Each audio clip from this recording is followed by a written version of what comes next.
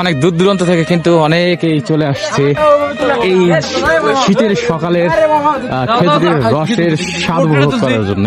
শীতকাল এলেই গ্রাম বাংলার বুক ভরা নীরবতা যেন এক নতুন জীবনে জেগে ওঠে। ঘন কুয়াশার পর্দা ভেদ করে যখন সূর্যের প্রথম আলো উঁকি দেয়, তখন খেজুর গাছের মাথা থেকে টুপটাপ ঝরে পড়ে সুমিষ্টি রস। দেখতে পাচ্ছি ভাই, কোথা থেকে আসছো? আমরা প্রধান থেকে সবাই সবাই সবাই পালা করছে এত সকালে 5টার দিকে। এখানে শীতের সময় সব সময় পাওয়া যায়, তাই না? আচ্ছা, আমিও কিন্তু আজকে সেই ভোর 5টার সময় উঠছি। আল্লাহ, অনেকদিন পর। শীতের এই ভোর শুধু ঠান্ডা নয়, এটি আবেগ, এটি একটি ইতিহাস, এটি আমাদের শিকড়ের সাথে জড়িয়ে থাকা এক অনুভূতি। গাছ কেটে রস নামানো, কলসি ঝুলিয়ে রাখা আর ভোরবেলার সেই স্বচ্ছ সাদা রস সংগ্রহ, এই মুহূর্তগুলি আসলেই আল্লাহর এক অপূর্ব নিয়ামতের সাক্ষ্য বহন করে। Hello, good morning Rangpur.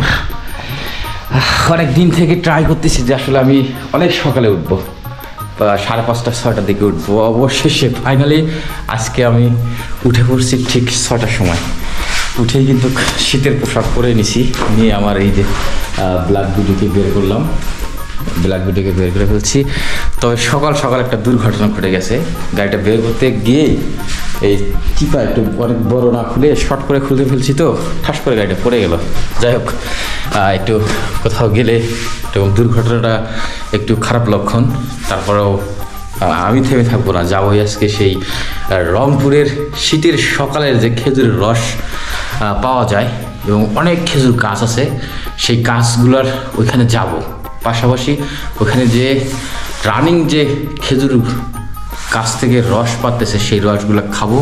পাশাপাশি এই রংপুরের এই খেজুর গাছের রস কোথায় পাওয়া যায় এবং এত সুন্দর সকাল সকাল এই গ্রামীণ হারিয়ে যাওয়া খেজুর রসের দৃশ্যগুলো আপনাদের দেখাবো।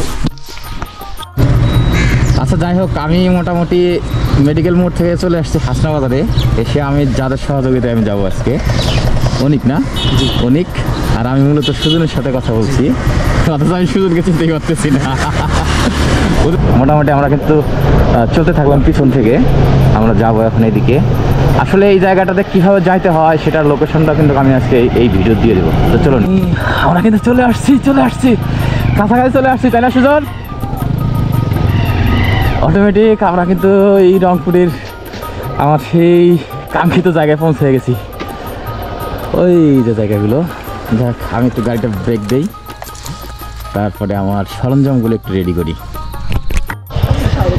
যাই হোক, আমি কিন্তু অবশেষে এই যে দাদার হচ্ছে যে এই জায়গাটা, মূলত দাদার শখ করে নাকি আমি শুনছিলাম যে এই খেজুর গাছগুলো অনেক দূর দূর থেকে হচ্ছে যে আপনি নিয়ে এসে লাগাইছেন, সঠিক কিনা? সঠিক, আসলে। আচ্ছা দাদা, এই জায়গাটার নাম কি?